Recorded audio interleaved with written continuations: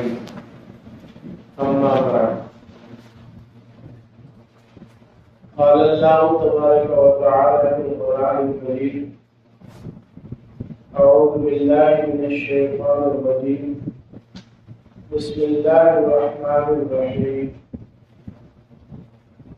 يا أيها الذين آمنوا قوا أنفسكم وأهليكم نارا وقودها الناس والحجارة عليها ملائكة غلاظ شداد لا يعصون الله ما أمرهم ويفعلون ما يؤمرون.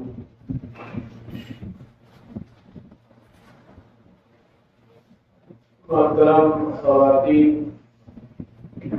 ماں اور بہنوں اور بیٹیوں،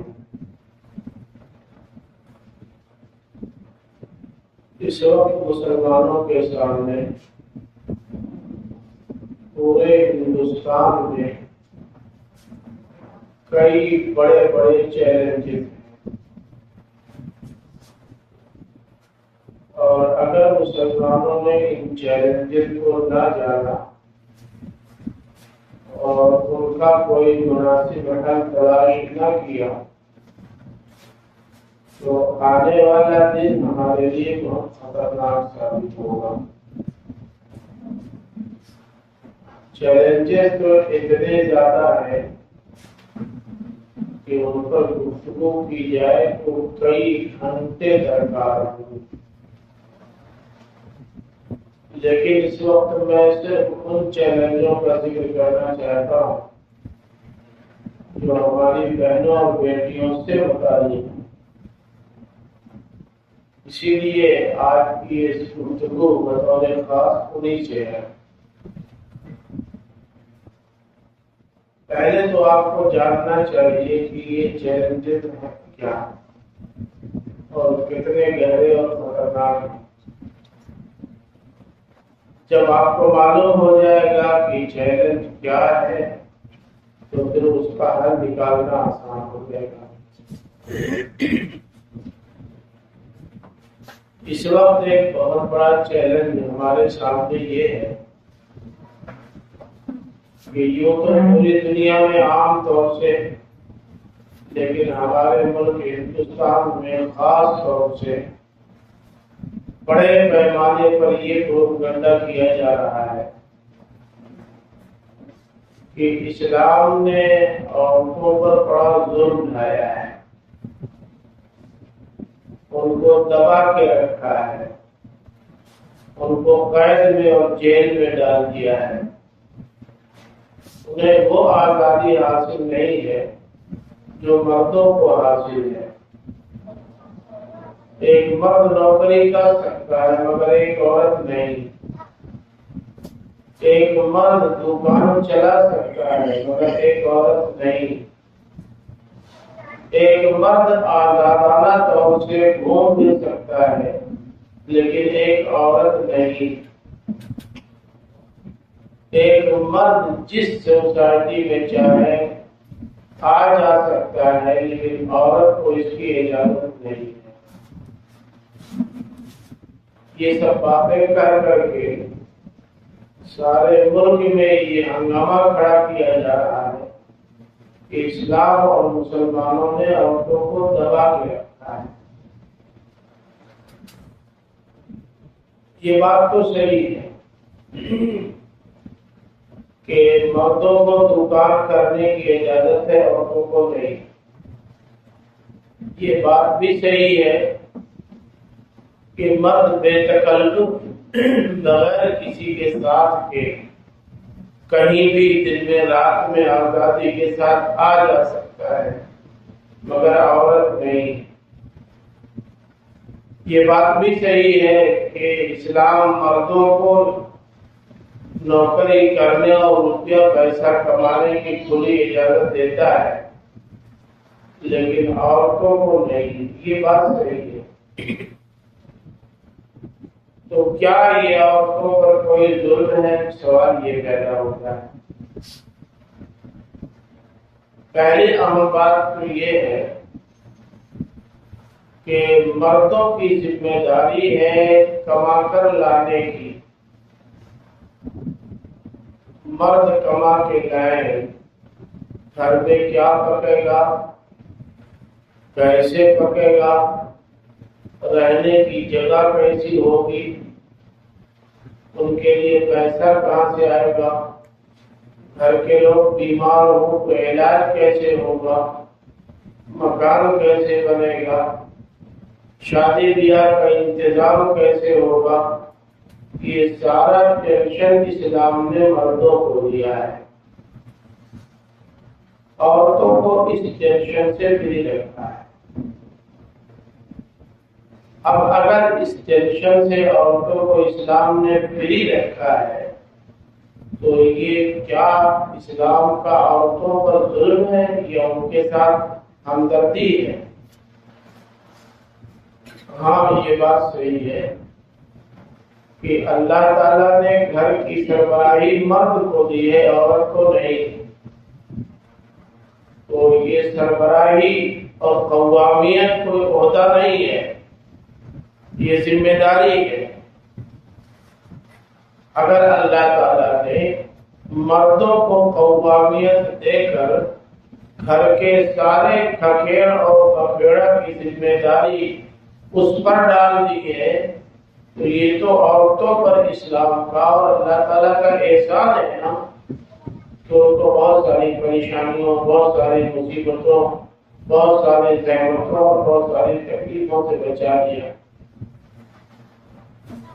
لیکن جو ہماری ماڈرن خواتین ہیں، مغربی تہذیب کی دلدادہ ہیں یا اس تہذیب سے متاثر ہیں، وہ کہتی ہیں نہیں صاحب، یا تو مرد بھی نقاب پہنے یا تو ہم بھی نہیں پہنیں گے۔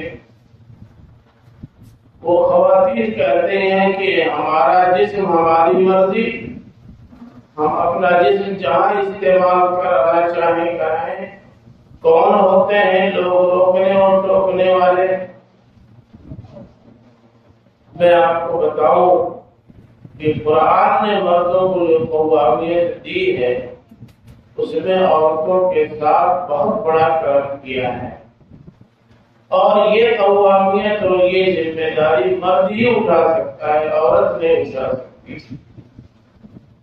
میں علی گڑھ گیا تھا ایک سیمینار میں، وہاں مرد بھی تھے، خواتین بھی تھی۔ ایک پروفیسر خاتون کھڑی ہوئی اور انہوں نے کہا بھائی مرد ہی قوام کیوں رہے ہمیشہ، کبھی عورتوں کو بھی گھر کی حکومت ملنی چاہیے نا، اس کی قوامیت ملنی چاہیے۔ کیا مرد لازماً بہت قابل اور باصلاحیت ہوتے ہیں اور عورت نہیں؟ انہوں نے مثال میں پیش کیا کہ مثلاً آج کل مایاوتی جی کی سرکار ہے، کیا ملائم سنگھ سے اور کلیان سنگھ سے مایاوتی جی کسی پہلو سے کمزور ہیں؟ ان کا شاسن تو اچھا چل رہا ہے۔ میں نے ان سے صرف ایک بات کہی، بس میں نے کہا میری بہن آپ صرف یہ بتائیں کہ مایاوتی جی کی ساڑی تو پھاڑ دی گئی باقاعدہ مجمع عام میں، لیکن کیا کسی مرد کی دھوتی بھی پھاڑتے آپ نے کہیں سنا ہے؟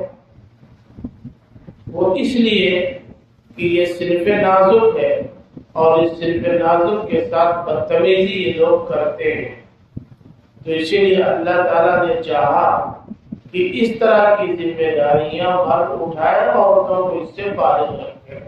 یہ کون سا ظلم ہے؟ اب ایسا بھی نہیں ہے کہ مرد کو ایک عہدہ ملا ہے وزیر اعظم کا تو عورت کو کوئی عہدہ نہیں ملا ہے، وہ نوکرانی ہے، ملازمہ ہے۔ یہ بات نہیں ہے، عورت بھی نوکرانی اور ملازمہ نہیں ہے۔ عورت وزیر داخلہ ہے، وہ گھر کی ملکہ ہے، وہ رانی ہے، وہ نوکرانی نہیں ہے۔ یہ بات ذہنوں سے نکال دینی چاہیے۔ اسے محبت ملنی چاہیے، اس کی ضروریات پوری ہونی چاہیے، اس کے مسائل حل ہونے چاہیے، اسے آرام ملنا چاہیے، اسے کھانا ملنا چاہیے، کپڑا ملنا چاہیے، اسے رہنے کی جگہ ملنی چاہیے، اور اسے اگر رشتہ داریوں میں آنا جانا ہو تو اس کے لیے گاڑی کا انتظام بھی ہونا چاہیے۔ یہ سارا کام اور یہ ساری ذمہ داریاں مردوں کی ہے، وہ کریں۔ ہاں، مرد جو کچھ کما کے گھر میں لائے گا اس کو سنبھالنے کی ذمہ داری عورت کی ہے۔ بچوں کی دیکھ ریکھ اور ان کی نگرانی عورت کی ذمہ داری ہے، اور گھر میں رہتے ہوئے گھر کو بنانا، سنوارنا، سلیقے سے رکھنا، یہ سب عورت کی ذمہ داری ہے۔ تو عورت گھر میں رہتے ہوئے اندرون خانہ کی ذمہ داریاں اٹھائے اور باہر کی ساری ذمہ داریاں مرد کے حوالے کرے۔ آخر کیوں یہ عورت مردوں کے شانہ بشانہ چلنا چاہتی ہے؟ جن لوگوں نے یہ اعتراض اٹھایا ہے انہوں نے یہی نعرہ دے کر، عورتوں کی آزادی کا نعرہ دے کر، عورتوں کو پان کی پٹی پر بھی بٹھا دیا، عورتوں کو چائے کی دکان پر بھی بٹھا دیا، عورتوں کو کپڑا بیچنے کے لیے بھی بٹھا دیا، اور ان عورتوں سے ساگ، سبزی، پھل کل بچوانا شروع کر دیا۔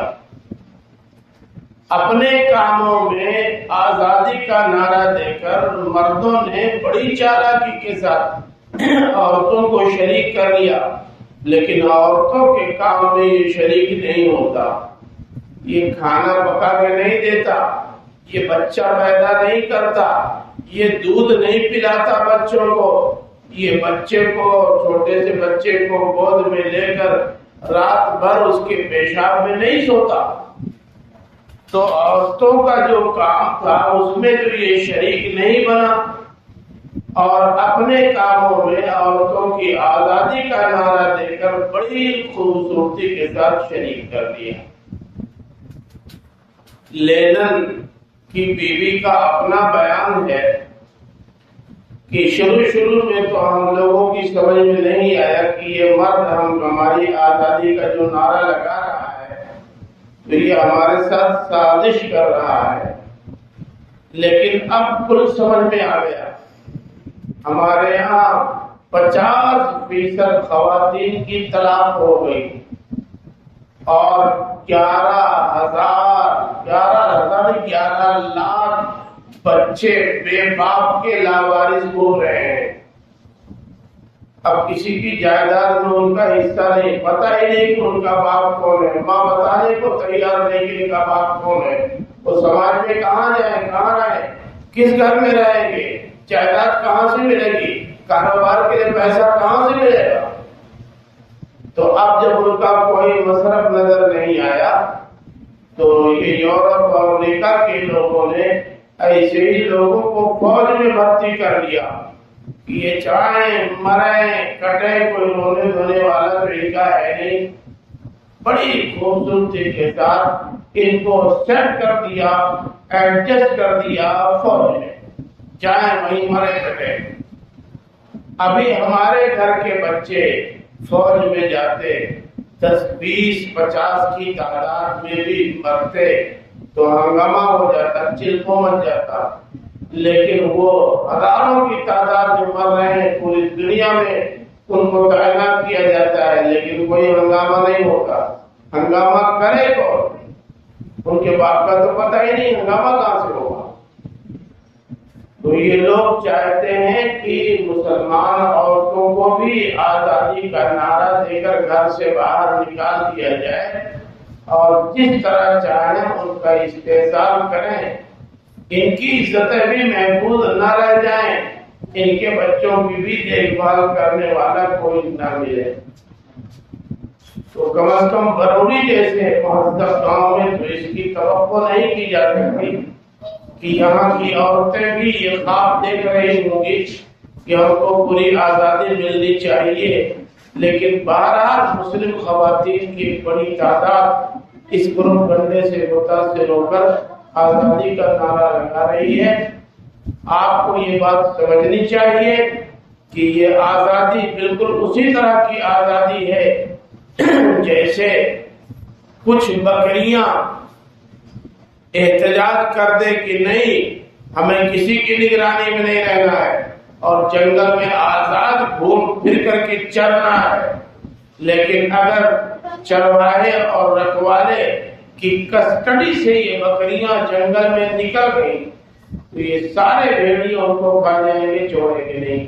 اور یہ یہی چاہتے ہیں کہ ہم یہ صحت مسلم دور میں بھی لگائیں اور ان کی بہوؤں اور بیٹیوں کی عزتیں بھی سلامت نہ رہ جائیں۔ میں مانتا ہوں کہ ہمارے مسلم گھرانوں میں بھی ایسے ناہنجار مرد ہیں جو واقعی عورتوں پر ستم ڈھاتے ہیں، ظلم کرتے ہیں، لیکن یہ ان کا انفرادی عمل ہے، اسلام کی تعلیمات سے اس کا کوئی تعلق نہیں ہے۔ اور اس طرح کی حرکتیں کرنے والوں کے خلاف ہمارے مسلم سماج کو سخت ایکشن لینا چاہیے، اور ایسے مرد جو اپنی خواتین پر ظلم ڈھاتے ہیں ان کے خلاف تعلیمی کارروائی کرنی چاہیے۔ اسلام نے عورتوں کو بہت اونچا درجہ دیا ہے، اتنا اونچا درجہ دیا ہے کہ اس سے اونچے درجے کا تصور نہیں کر سکتی آپ۔ پروپیگنڈا کرنے والے یا تو یہودی ہیں یا عیسائی ہیں یا ہندو ہیں، اور ان تینوں کے ہاں عورتوں کا جو مقام ہے میں آپ کو اختصار کے ساتھ بتا دوں۔ یہودیوں کا عقیدہ یہ ہے کہ یہ عورت ایک مجرم ہے، مجرم گنہگار ہے۔ ان سے پوچھا جاتا ہے بھائی کیوں ساری عورتوں کو آپ مجرم قرار دیتے ہیں؟ تو یہ کہتے ہیں کہ ہمارے دادا اور ہماری دادی آدم اور حوا یہ دونوں جنت میں تھے، ہماری دادی ہی نے دادا کو پنیا پنیا کر کے چڑھا کر کے گونج کر کے اس درخت کا پھل کھلا دیا جس درخت کا پھل کھانے سے اللہ تعالیٰ نے روکا تھا۔ اگر یہ گڑیا ہمارے دادا سے زبردستی اس کا پھل نہ کھلاتی تو ہم لوگ آج جنت میں رہتے، دنیا میں نہ آتے۔ اس لیے جب دادی مجرم ہوئی تو دادی کی ساری بیٹیاں مجرم ہیں، یہ یہودیوں کا عقیدہ ہے۔ اسلام کہتا ہے یہ بات 100% غلط ہے۔ شیطان نے دادی کو نہیں تمہارے دادا کو بہکایا، آدم کو، اور اس کا پھل کھانے میں پہل کی ہے دادا نے، آدم نے، حوا نے نہیں کی ہے۔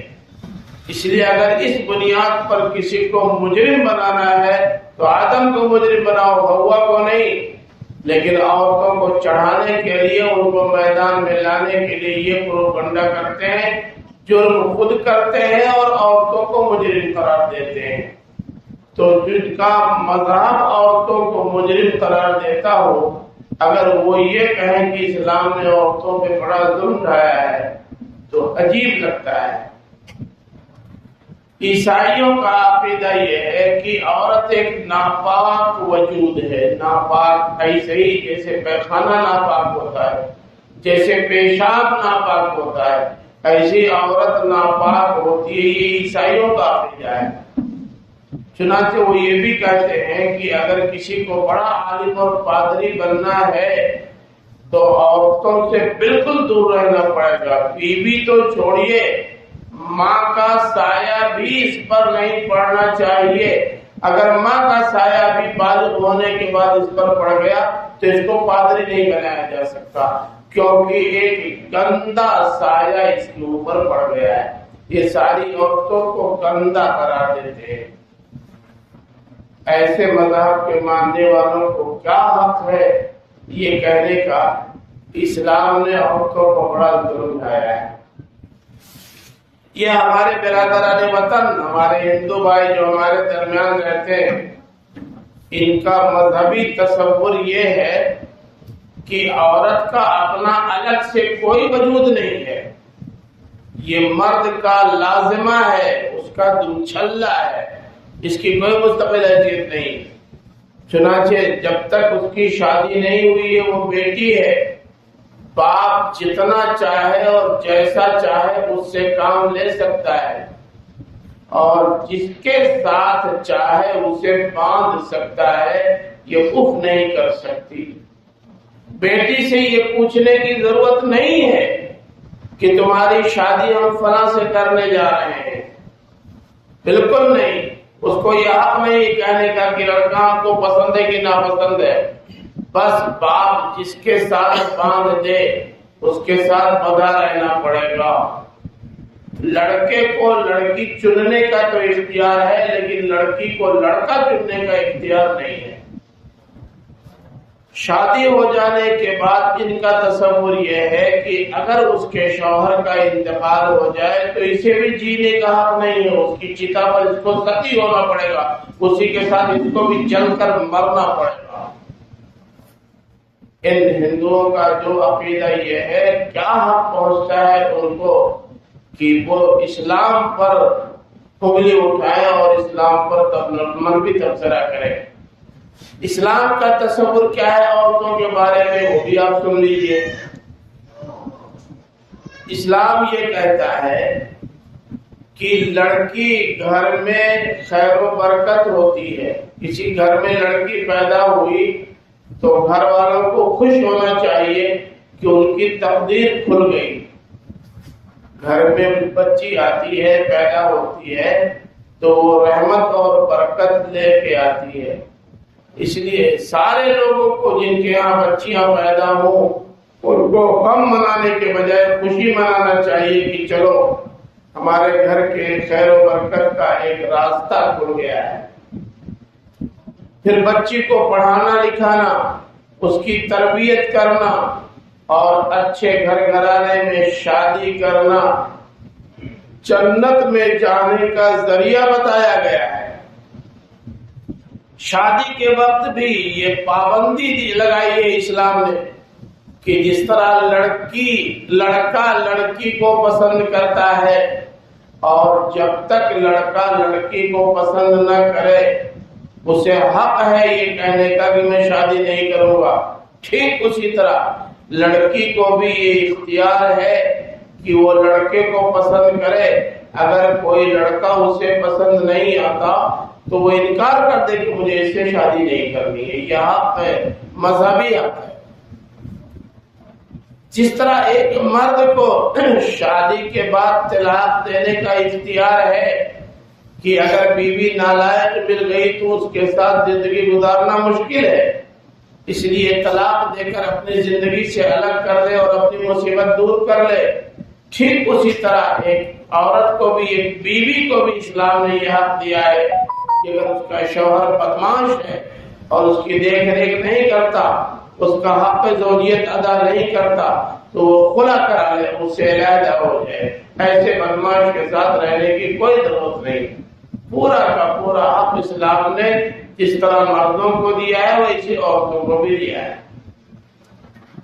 تو اسلام یہ کہہ رہا ہے کہ شادی سے پہلے بچیاں گھر کی خیر و برکت ہوتی ہیں اور شادی کے بعد ملکہ خانہ بن جاتی ہیں، اور جب بڑی ہو جائیں، ماں بن جائیں تو وہ اولاد کے لیے جنت کا ذریعہ بنتی ہیں۔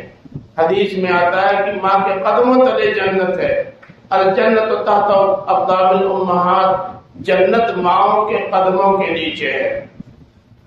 یعنی اگر کوئی لڑکا ماں کی خدمت نہیں کرتا، ماں کی دیکھ ریکھ نہیں کرتا، ماں سے محبت نہیں کرتا، ماں کی عزت نہیں کرتا، ماں کو خوش رکھنے کی کوشش نہیں کرتا تو چاہے جتنا روزہ رکھے، چاہے جتنی نمازیں پڑھے، چاہے جتنا حج کر لے، لیکن وہ جنت میں نہیں جا سکتا۔ یہ اسلام کہتا ہے۔ تو اسلام نے بہت اونچا درجہ دیا ہے۔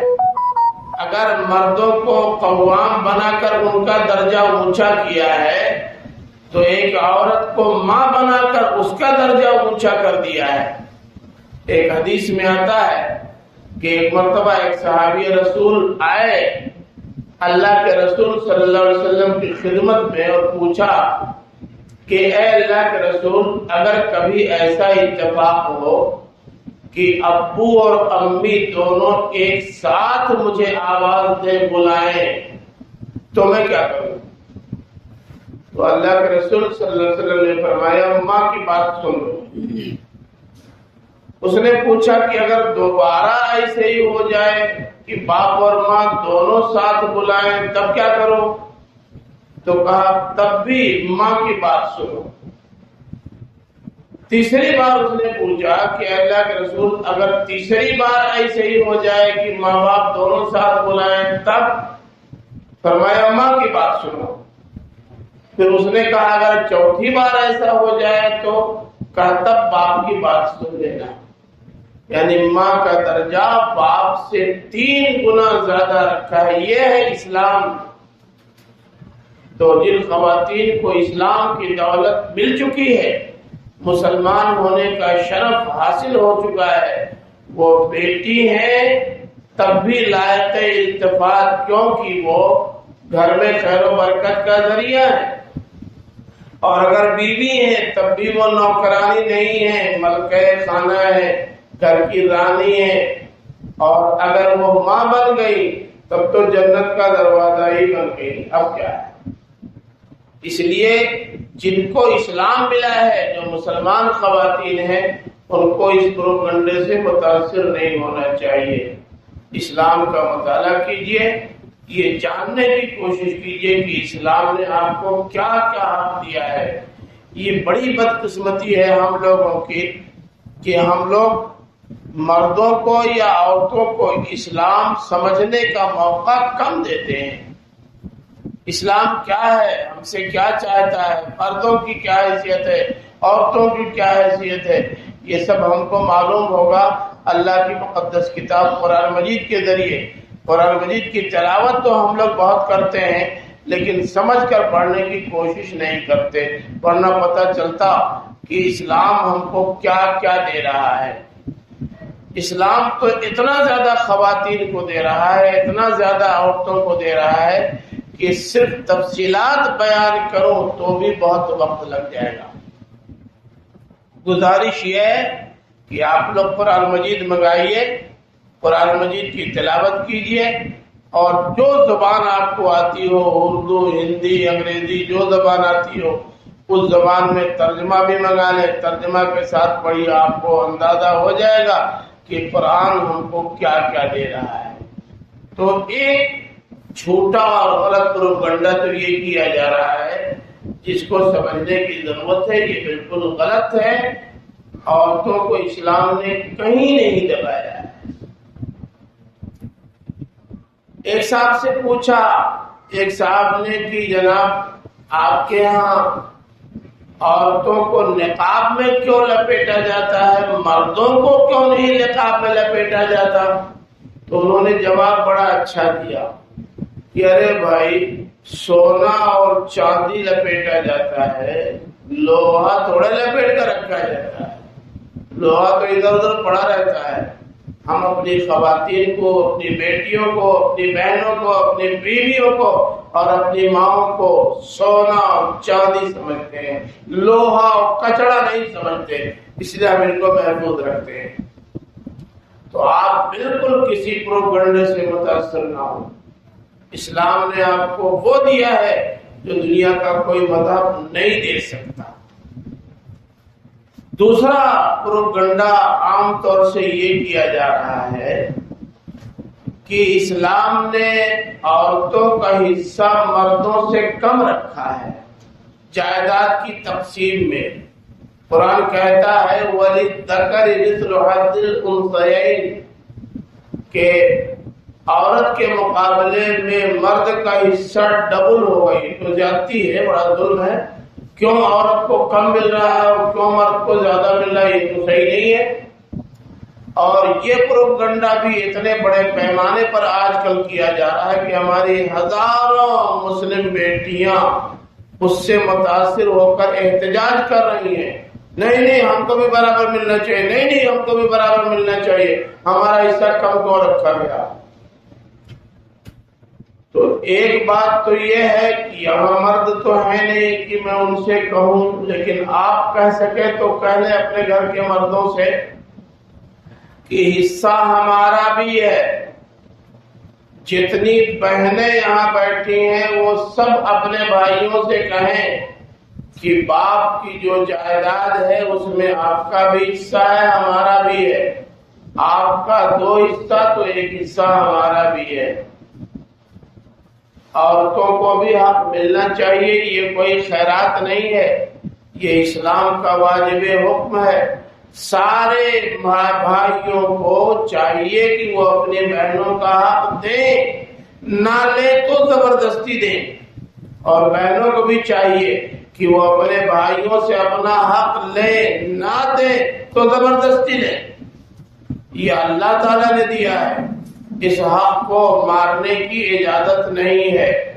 اگر لوگ یہ سوچتے ہیں کہ اگر ہم اپنی بہن کو حصہ دے دیں گے تو وہ اس کا شوہر برولی میں بھی حصے دار ہو جائے گا، تو کون سی مصیبت ہے؟ ارے بھائی، تمہارے یہاں جو لڑکی آئی ہے وہ برولی سے نہیں تھرولی سے آئی ہوگی، تو تم تھرولی میں حصے دار بن جاؤ گے، کون سا مسئلہ ہے؟ جہاں جہاں تمہاری بہنیں جائیں گی ہر جگہ کے لوگ تمہاری جائیداد میں حصہ بٹا لیں گے، تو جہاں جہاں سے تمہارے گھر میں عورتیں آئیں گی وہاں تمہارا بھی حصہ تو لگے گا نا۔ ابھی تک سرکار خالی برولی کی تھی اور اب سینکڑوں گاؤں میں تمہاری سرکار ہو جائے گی، نقصان کہاں ہے؟ اللہ تعالیٰ نے دینے کا حکم دیا ہے تو لینے کا حکم دیا ہے، دے اور لے دونوں ضروری ہے۔ اب میں آپ کو سمجھاتا ہوں کہ اسلام نے عورتوں کا جو حصہ رکھا ہے وہ دیکھنے میں کم لگ رہا ہے لیکن حقیقت میں زیادہ ہے۔ وہ کیسے؟ سنیے۔ مان لیجئے کہ ایک صاحب کا انتقال ہو گیا اور ان کے ایک لڑکا ہے اور ایک لڑکی، اور وہ 9 لاکھ روپے کی جائیداد چھوڑ کر دنیا سے گئے ہیں، تو اب 6 لاکھ کی جائیداد لڑکے کو مل جائے گی اور 3 لاکھ کی جائیداد لڑکی کو مل جائے گی۔ لیکن جو جائیداد لڑکے کو ملی ہے، اگر اس بہن کی شادی نہیں ہوئی ہے تو جب تک شادی نہ ہو اس کے تمام اخراجات کی ذمہ داری بھائی کی ہے، بالکل ایسے ہی جیسے باپ کی تھی۔ تو اب بھائی تمہیں کھانا دے گا، بھائی تمہیں کپڑا دے گا، بھائی تمہیں رہنے کی جگہ دے گا، بھائی تمہارا علاج کرائے گا، بھائی تم کو ننیال، ددیال اور خوبیال لے کے جائے گا، اپنے پیسے سے لے جائے گا، تمہارا 1 پیسہ بھی خرچ نہیں ہوگا، تو تمہارا 3 لاکھ تمہارا ہو گیا اور اس کے 6 لاکھ میں وہ بھی اور تم بھی دونوں حصے دار ہو گئی۔ اب بتاؤ کہاں زیادہ ملا؟ اچھا پھر مان لو کہ اس کی ماں بھی ہے تو ماں کے سارے اخراجات کی ذمہ داری بھائی پر ہے، بہن پر نہیں۔ اس کی بیوی بھی ہے تو بیوی کے بھی سارے اخراجات کی ذمہ داری اسی پر ہے، تمہارے اوپر نہیں۔ اس کے لڑکے ہیں، اس کی اولادیں ہیں تو ان کے بھی سارے اخراجات کی ذمہ داری اسی پر ہے، تمہارے اوپر نہیں۔ تو اس کے 6 لاکھ میں وہ بھی ہے، تم بھی ہو، ماں بھی ہے، بیوی بھی ہے، بیٹا بھی ہے، بیٹی بھی ہے، یعنی اس 6 لاکھ میں 6 لوگ شریک ہو گئے اور تمہارا 3 لاکھ اکیلے تمہارے لیے ہے۔ اس کے 6 لاکھ میں سے روز خرچ ہو رہا ہے اور تمہارا 3 لاکھ محفوظ ہے اس وقت تک جب تک تمہاری شادی نہ ہو جائے۔ بتاؤ گھاٹے میں کون ہے؟ شادی ہو جانے کے بعد اب بیوی کے سارے اخراجات کی ذمہ داری شوہر کی ہو جاتی ہے۔ اب شادی ہو جانے کے بعد کھلانا پلانا، کپڑے پہنانا، دوا لانا، مکان دینا، رشتہ داریوں میں لانا لے جانا، یہ شوہر کی ذمہ داری۔ سارا خرچ اس کا ہوگا، تمہارا 3 لاکھ اب بھی بچا ہوا ہے، اور مان لو کہ 50 سال تک دونوں ساتھ رہ گئے تو اس کا نہ معلوم کتنا لاکھ آیا اور گیا، اور تمہارا 3 لاکھ محفوظ ہے۔ نہ تمہارا بھائی وہ پیسہ خرچ کر سکتا، نہ تمہارا شوہر خرچ کر سکتا، یہ تمہارا پرسنل مال ہے، اس پر اختیار صرف تم کو ہے، باقی کسی کو نہیں۔ اور پھر جب وہی لڑکی ماں ہو گئی تو ماں ہو جانے کے بعد اس کے تمام اخراجات کی ذمہ داری بیٹے پر آ گئی، اور یہ 3 لاکھ ماں ہو جانے کے بعد پھر بھی محفوظ ہے۔ تو تمہارا 3 لاکھ جو 7 سال کی عمر میں باپ کے انتقال کے بعد ملا تھا، وہ 88 سال کی عمر میں بھی محفوظ ہے، اور تمہارے بھائی کا نہ معلوم کتنا آیا اور گیا، تمہارے شوہر کا نہ معلوم کتنا آیا اور گیا، تمہارے بیٹے کا نہ معلوم کتنا اور آیا اور گیا۔ اب بتاؤ گھاٹے میں کون ہے؟ لوگ کیلکولیشن نہیں کرتے، بس ایک ہوا کھڑا کر دیتے ہیں کہ عورت کو کم مل رہا ہے، یہ تو بڑا ظلم ہے، کم نہیں ہے زیادہ ہے۔ اب کوئی یہ کہے کہ بھائی تب بھی صحیح نہیں ہے، جب عورت کا خرچہ ہی نہیں ہو رہا ہے تو اس کو حصہ ہی کیوں دیا جائے، کیوں اسلام نے دے دیا؟ یہ کوئی اعتراض کرنا چاہے تو کر سکتا ہے، لیکن عورت کو حصہ اسلام نے اس لیے دیا کہ ہو سکتا ہے بھائی نالائق نکل جائے، بہن کا خرچہ نہ اٹھائے تو اس کے پاس کچھ چاہیے نا، ہو سکتا ہے شوہر نالائق نکل جائے، وہ بیوی کا بوجھ نہ اٹھائے تو اس کے پاس کچھ ہونا چاہیے نا، ہو سکتا ہے بیٹے نالائق نکل جائیں اور بڑھیا ماں کی طرف توجہ نہ دیں تو اس کے پاس کچھ تو ہونا چاہیے نا، کیسے زندگی کی گاڑی چلائے گی؟ اس لیے اسلام نے رکھا ہے۔ تو یہ کسی بھی اینگل سے اور کسی بھی پہلو سے کم نہیں ہے، الحمدللہ زیادہ ہے اور بہت زیادہ ہے۔ اس لیے ہماری بہنوں اور بیٹیوں کو خواہ اس پروپیگنڈے سے متاثر ہو کر اس نعرے کا حصہ نہیں بننا چاہیے جس میں اڑایا جا رہا ہے کہ اسلام عورتوں کو بڑا ظلم ڈال رہا ہے۔ یہ بات بالکل غلط ہے، 100% غلط ہے۔ پھر میں دوہراتا ہوں، اس کا امکان ہے کہ کچھ مرد واقعی اپنی بیویوں پر، کچھ بھائی اپنی بہنوں پر اور کچھ بیٹے اپنی ماں پر ظلم کر رہے ہیں، یہ ظالم ہیں، یہ اسلام کا حکم نہیں مان رہے ہیں، یہ اسلام سے بغاوت کر رہے ہیں۔ اس لیے ایسے لوگوں کے سروں پہ ڈنڈا برسنا چاہیے۔ اگر اسلامی حکومت ہوتی تو وہ حکومت ڈنڈا برساتی، اور اسلامی حکومت نہیں ہے تو مسلم سماج ان پہ ڈنڈے برسائے، ان کو لائن پہ رکھے، سیدھا رکھے، لیکن آپ کے ساتھ کوئی زیادتی نہیں ہو رہی ہے، آپ یہ اطمینان رکھیں۔ تیسرا بہت بڑا مسئلہ یہ ہے کہ ایک بڑا مسئلہ یہ ہے کہ ہماری بیٹیاں اور ہماری بہنیں بڑی تیزی کے ساتھ مرتد ہو رہی ہیں، یہ غیر مسلموں کے ساتھ بھاگ رہی ہیں۔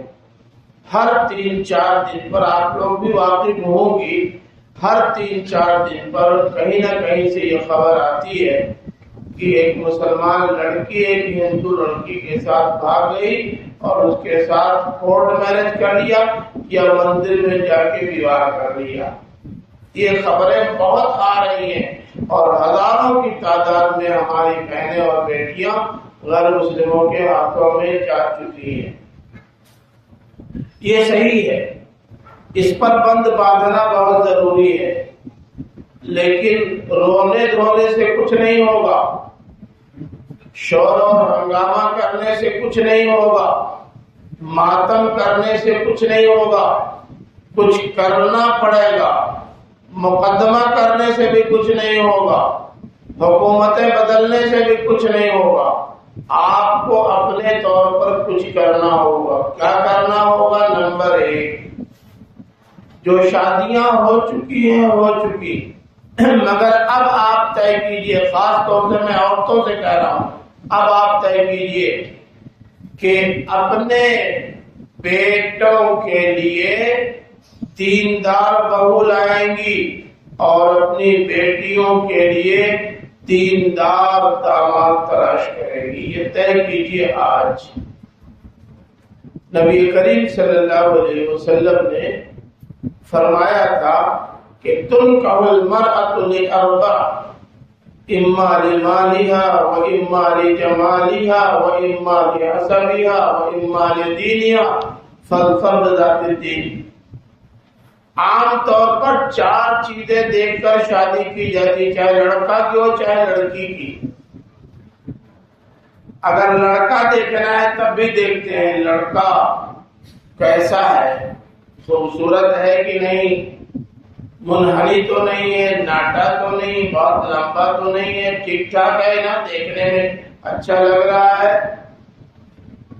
بعض دفعہ رشتہ دیکھنے کے لوگ گئے کہ بھائی لوگ تو بہت اچھے ہیں لیکن لڑکا تو چڑیا معلوم ہوتا ہے. لڑکیوں کو بھی دیکھنا ہوتا ہے تو یہی دیکھتے لڑکی خوبصورت ہے کہ نہیں. دیکھنے کا رواج تو ہے نہیں لیکن لوگ اپنے ذرائع سے پتہ لگاتے ہیں، ذرا معلوم کرو تو لڑکی خوبصورت ہے کہ نہیں، چاند کا ٹکڑا ہے کہ نہیں. اگر معلوم ہو جائے کہ لڑکی خوبصورت ہے تو پوچھتے ہیں ناک کھڑی ہے کہ پڑی ہے. لوگ پوچھتے ہیں قد 5 فٹ 6 انچ ہے یا اس سے کم یا اس سے زیادہ ہے. یہ ساری چیزیں معلوم کرتے ہیں. پھر پوچھتے ہیں گھر خاندان کیسا ہے. اگر لڑکی ہر پہلو سے ٹھیک نکل گئی، گھر خاندان اچھا مل گیا تو پوچھتے ہیں کہ باپ کیا کر رہا ہے. برauلی میں کھیتی باڑی کر رہا ہے، کوئی چھوٹی سی دکان کر رہا ہے کہ بمبئی اور سعودیہ اور دبئی کما رہا ہے. اگر معلوم ہو کہ نہیں یہی کسی مدرسے میں مولوی صاحب ہیں پڑھا رہے ہیں، چھوڑا مارا وہ کاٹی. لڑکی خوبصورت ہے، ہر خاندان اچھا ہے لیکن باپ غریب ہے، رشتہ کٹ گیا. کوئی پوچھتا بھی نہیں کہ لڑکی دیندار ہے یا نہیں. اسی طرح لڑکوں کے بارے میں بھی گھر دیکھیں گے، کوٹھی بلڈنگ دیکھیں گے، قد و قامت دیکھیں گے، ہر خاندان دیکھیں گے، چاہے وہ عید بقرعید بھی نہ پڑتا ہو. یہ معیار آپ کو بدلنا پڑے گا. نبی کریم صلی اللہ علیہ وسلم نے فرمایا فاظفر بذات الدین، دیندار کا انتخاب کرو اگر گھر کے ماحول کو بہتر چاہتے ہو تو. اب سنیے حضرت عمر رضی اللہ تعالی عنہ کے زمانے کا واقعہ ہے. حضرت عمر رضی اللہ تعالیٰ عنہ رات میں گشت کیا کرتے تھے تاکہ دیکھیں کہ کوئی پریشان حال ہو، کوئی مصیبت زدہ ہو، کسی کو حکومت سے شکایت ہو تو گھروں میں تبصرہ وبصرہ ہو رہا ہوگا کہ پتہ کر لیں، اس کا حل نکالیں. رات میں گھومتے گھومتے ایک گھر کے پاس پہنچے تو وہاں 2 عورتوں کی گفتگو سنی. ایک عورت کہہ رہی تھی بیٹی اٹھ دودھ میں پانی ملا دے، تو دوسری عورت کہہ رہی تھی امی میں دودھ میں پانی نہیں ملاؤں گی. آپ نے سنا نہیں کہ امیر المومنین کا اعلان آیا ہے کہ چیزوں میں ملاوٹ مت کرو، اللہ اس سے ناراض ہوتا ہے. تو دوسری عورت نے کہا کہ ارے پگلی یہاں کہاں عمر بیٹھے ہوئے ہیں، ملا پانی دودھ میں. تو دوسری عورت نے کہا امی عمر نہیں بیٹھے ہیں تو کیا، لیکن جس اللہ کو یہ چیز ناپسند ہے وہ تو دیکھ رہا ہے نا.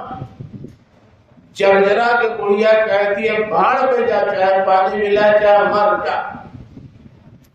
اس نے کہا میں نہیں دودھ میں پانی ملاؤں گی، اوریجنل دودھ ہی دینا ہے. حضرت عمر وہیں سے واپس چلے گئے. گھر پر پہنچے تو گھر کی میٹنگ کی، گھر کا اجتماع کیا. پتہ نہیں آپ لوگ گھروں پہ اجتماع کرتی ہیں کہ نہیں.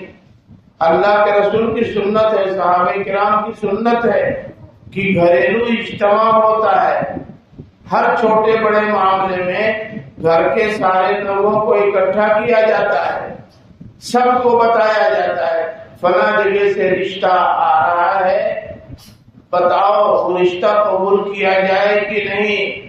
بیٹی، بیٹا، بہو اور بیوی اور امی سب شریک ہوتے ہیں، ہونا چاہیے۔ نہیں ہوتا ہے تو آج سے میٹنگ شروع کیجیے، باہمی مشورے سے ہر چیز طے کیجیے، ہفتے میں 10 دن میں کسی ایک دن کتاب ہی پڑھیے، دین کی کوئی بات کیجیے مگر سب اکٹھا ہو۔ تو عمر نے ہنگامی میٹنگ کال کر لی رات میں 12 بجے۔ لوگ حیران کہ آخر اتنی رات میں میٹنگ کرنے کی کیا ضرورت تھی؟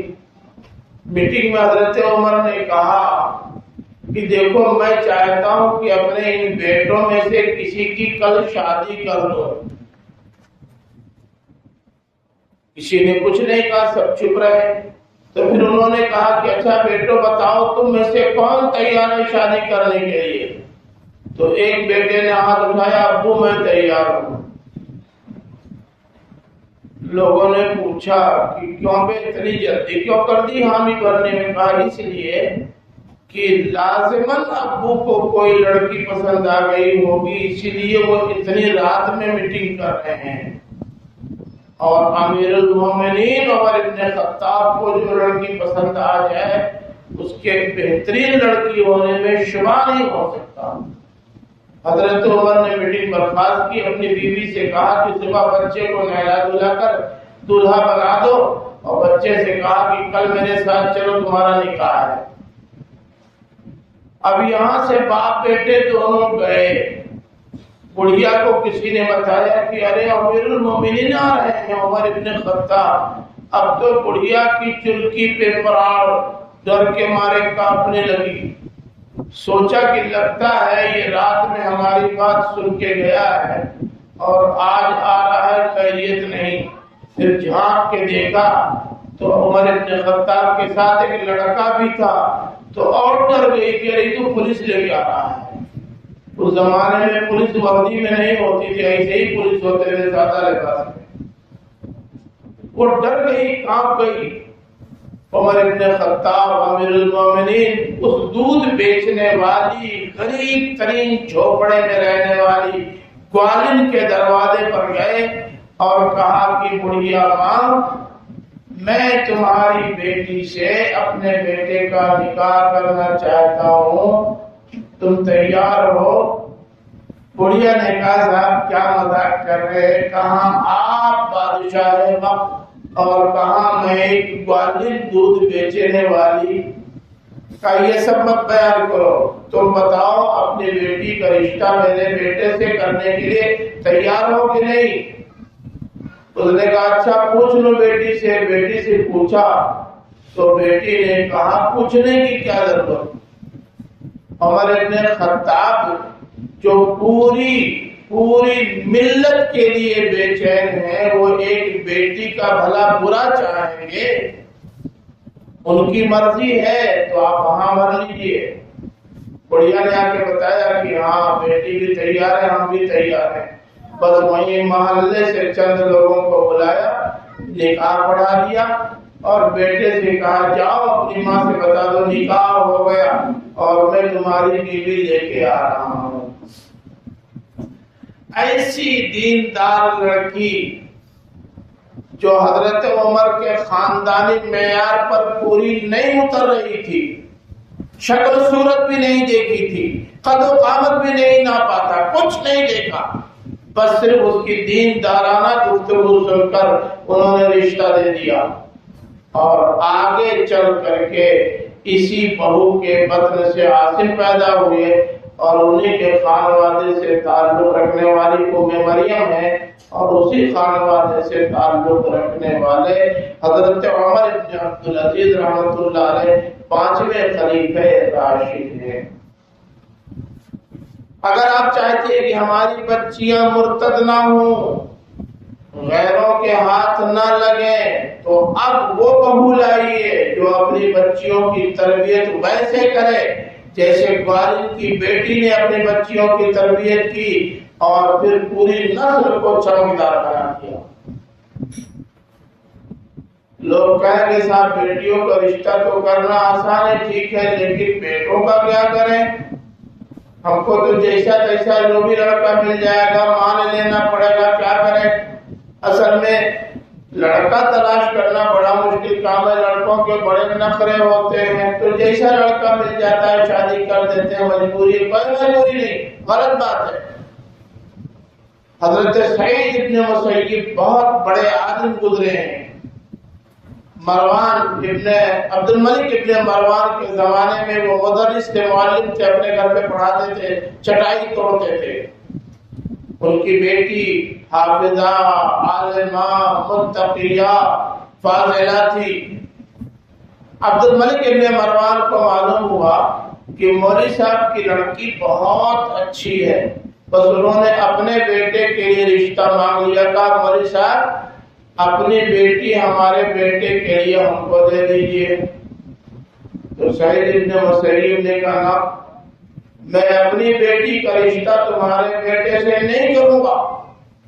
کہاں میری بیٹی عالمہ، فاضلہ، حافظہ، اور کہاں تمہارا بیٹا ناہنجار، نالائق، جنگلوں میں شکار کرنے والا گھمکڑ، کیا دونوں میں نسبت ہے؟ اب آپ سوچیں کہ ایک مولوی صاحب خلیفہ وقت کو جواب دے رہے ہیں اور ان کے بیٹے سے اپنی بیٹی کی شادی کے لیے تیار نہیں ہے۔ حالانکہ ہم لوگوں کا معاملہ ہوتا نا تو فوراً کہہ دیتے ارے سلمان، محمد ابن سلمان کا رشتہ آیا ہے سعودی عربیہ سے، چاہے جیسا نالائق ہو جلدی کرو رشتہ کرو، دیکھو کسی بتانا مت نہیں رشتہ کٹ جائے گا۔ ہمارے سوچنے کا انداز یہ ہے، ان لوگوں کے سوچنے کا انداز تھا کہ بھلے بادشاہ کا لڑکا ہے، ناز و نعمت میں پلتا ہے، لیکن لڑکا دیندار نہیں ہے، اس لیے میں اپنی دیندار لڑکی اس کے ساتھ نہیں دے سکتا، یہ کرائیٹیریا ہے۔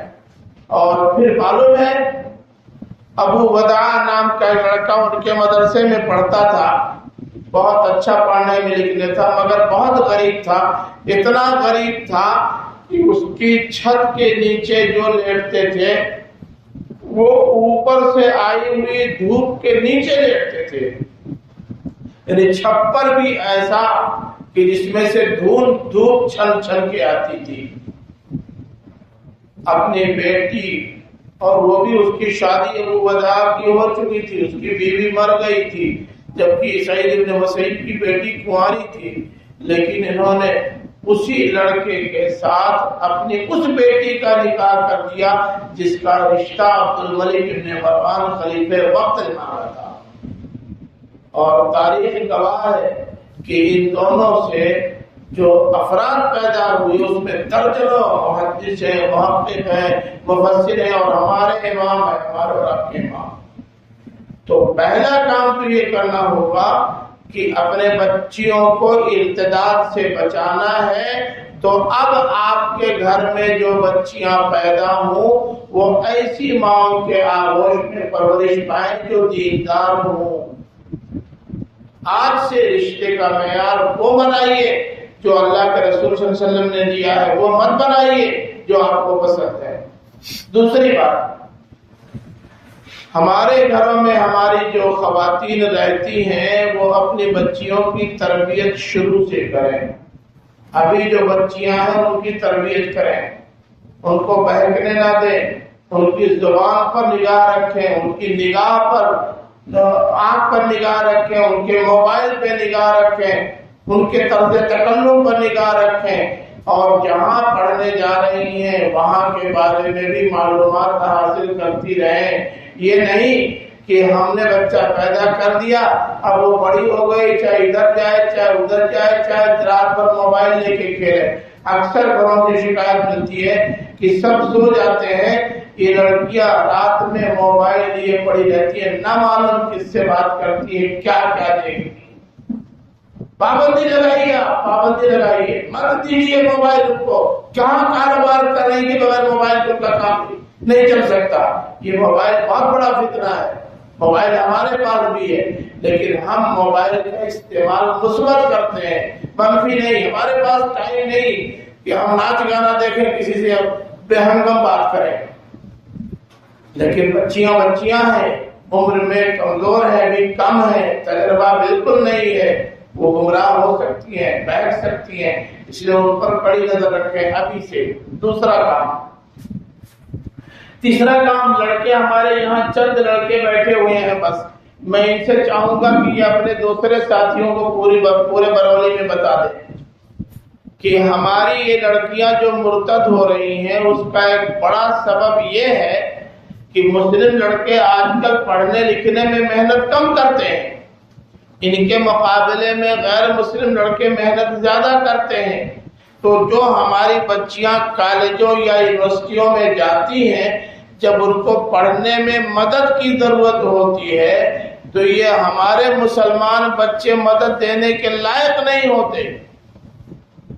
یہ تو گھومتے ہیں، کھاتے ہیں اور نہ معلوم کیا کیا کرتے رہتے ہیں، پڑھائی لکھائی میں دل لگتا نہیں۔ آپ جہاں چاہیں جس مدرسے میں جس اسکول میں جا کے پوچھ لیں کہ مسلم لڑکوں کا کیا حال ہے، کم سے کم 80% لڑکے پڑھتے لکھتے ہی نہیں، جھولا اٹھا کے جاتے ہیں ٹوپی لگا کے، اور ٹوپی لگا کے جھولا اٹھا کے گھر چلے جاتے ہیں، نہ لام پیش لو نہ بے پیش وہ، کچھ نہیں کرتے، ایک دم صرف سنتے ہیں، جھولا اٹھا کے لے جاتے ہیں، جھولا اٹھا کے کچھ نہیں کرتے۔ ایسے لڑکے فارغ ہو کر ماں باپ کے دباؤ میں کالجوں اور یونیورسٹیوں میں جاتے ہیں تو ان کو آتا جاتا کچھ نہیں۔ اب جو مسلمان لڑکیاں ان سے کچھ مدد حاصل کرنا چاہتی ہیں پڑھنے میں تو ان کو آتا ہی نہیں، مدد کیا دیں گے؟ لیکن ان کو مدد تو چاہیے، تو وہ غیر مسلم لڑکوں سے مدد لیتی ہیں، اور جن سے مدد ملتی ہے ان سے تعلق ہو جاتا ہے، پھر یہی تعلق دوستی میں بدل جاتا ہے، پھر یہی عشق و محبت میں تبدیل ہو جاتا ہے، اور پھر یہیں سے دونوں ایک دوسرے کی زندگی کے ساتھی بن جاتے ہیں۔ تو اس پر بھی نگاہ ہونی چاہیے کہ ہمارے یہ بچے کچھ کریں، کچھ پڑھیں لکھیں، ایسے ہی نہ گھومیں، وقت برباد نہ کریں، صرف آئیں جائیں نہیں، ان کا جائزہ لینا چاہیے، مدرسوں میں جانا چاہیے، کالجوں میں یونیورسٹیوں میں جانا چاہیے، اسکولوں میں جانا چاہیے، ہمارا بچہ کیا کر رہا ہے، کبھی کبھی اپنے گھر پر بھی جائزہ لیجیے کیا کر رہے ہیں کیا نہیں کر رہے ہیں۔ اگر یہ ہمارے لڑکے ایسے ہی نالائق رہے تو ہماری لڑکیاں یا تو ہم پڑھائیں نہ اپنی بچیوں کو، اور اگر پڑھائیں گے تو جب ان سے سہارا نہیں ملے گا تو جن سے سہارا ملے گا وہ ان سے سہارا لیں گی، اور جو فتنہ برپا ہونا ہے وہ فتنہ برپا ہوگا، دنیا کی کوئی طاقت اس کو روک نہیں سکتی۔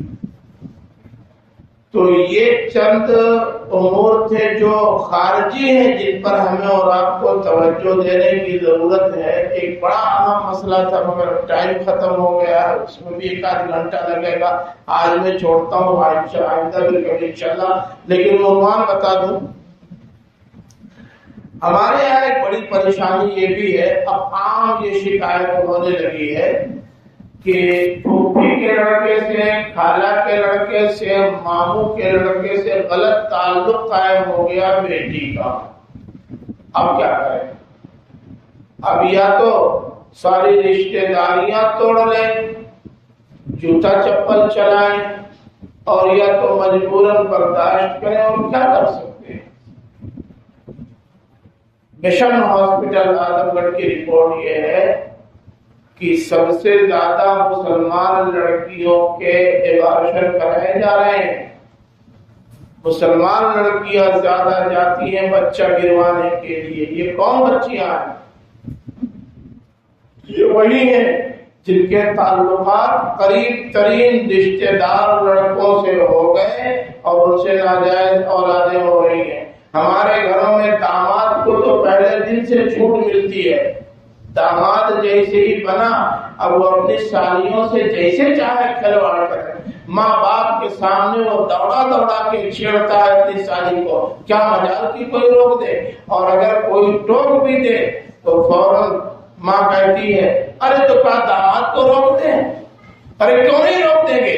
داماد کے ساتھ جو بچی دی ہے وہ دی ہے کہ پورے گھر کو بیچ دیا ہے، اس پر پابندی لگانی ہوگی۔ اور ڈھابے آج کل جو کھل گئے ہیں، آپ جائیں اعظم گڑھ سے بنارس تک والے ڈھابے پر جب چاہیں صرف جائزہ لینے کے لیے چل جائیں، آپ دیکھیں وہاں کی بڑی تعداد میں مسلم نوجوان اپنی سالیوں، اپنی خالہ زاد بہنوں، اپنی پھوپھیوں پھوپھیوں اور اپنی دوست لڑکیوں کے ساتھ ڈھابے پہ جا رہے ہیں۔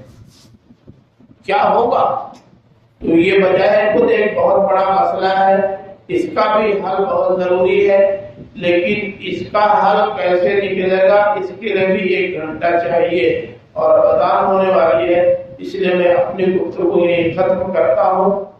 اللہ سے دعا کرتا ہوں کہ اللہ تعالیٰ ہماری بہنوں اور بیٹیوں کو وہ بہن اور بیٹی بنائے جن کا نام فاطمہ ہے، جن کا نام عائشہ ہے، جن کا نام مریم ہے، جن کا نام آسیہ ہے، جن کا نام رابعہ ہے۔ اللہ تعالیٰ ان معزز خواتین کی طرح ہماری بہنوں اور بیٹیوں کو بھی عفت و عصمت سے نوازے۔ اور میں یہ آپ سے گزارش کرتا ہوں کہ آپ اپنی ذمہ داریاں سمجھیں اور اپنی ذمہ داریوں کو ادا کرنے کی ہر ممکن کوشش کریں، ورنہ اتنا نقصان ہمارے سماج کو پہنچ جائے گا کہ ہمارے پاس اس نقصان کی بھرپائی کرنے کی کوئی گنجائش نہیں بچے گی۔ اس لیے میں چاہتا ہوں کہ میری جو بہنیں اور بیٹیاں یہاں ہیں وہ میرا یہ پیغام گاؤں کی تمام خواتین تک پہنچائیں اور دھیرے دھیرے پوری ملت اسلامیہ کی تمام خواتین میں بیداری آنی چاہیے۔ بچوں کی تربیت کیسے کریں اب ٹائم نہیں ہے، ورنہ میں بتاتا کہ حضرت آسیہ نے کیسے تربیت کی، شاہ عبد القادر جیلانی کی ماں نے کیسے تربیت کی، امام شافعی کی ماں نے کیسے تربیت کی۔ کوئی سی آپ بھی تربیت کریں، مسئلہ حل ہو جائے گا۔ لیکن یہ سب الگ الگ موضوعات ہیں۔ میں تو آپ کے لیے وہ درد مند دل رکھتا ہوں کہ میں اپنی تمام تر بیماریوں کی باوجود 1 ستمبر سے لے کر آج 3 اکتوبر ہے، 2 دن بیچ میں چھوڑ دیجیے، تو مستقل میں نے آپ کے لیے وقت کر رکھا ہے۔ اور میں سمجھتا ہوں کہ اگر ہماری یہ بہنیں اور بیٹیاں میری ان سب خراشیوں سے بیدار ہو گئیں تو انشاءاللہ ہماری ملت پھر وہ مقام پائے گی جو کبھی اللہ کے رسول صلی اللہ علیہ وسلم اور صحابہ کرام دے کر گئے تھے۔ اللہ تعالیٰ ہم سب کو بیدار رکھے اور عمل کرنے کی توفیق عطا فرمائے، آمین۔ وآخر دعوانا الحمد للہ رب العالمین۔ السلام علیکم ورحمۃ اللہ۔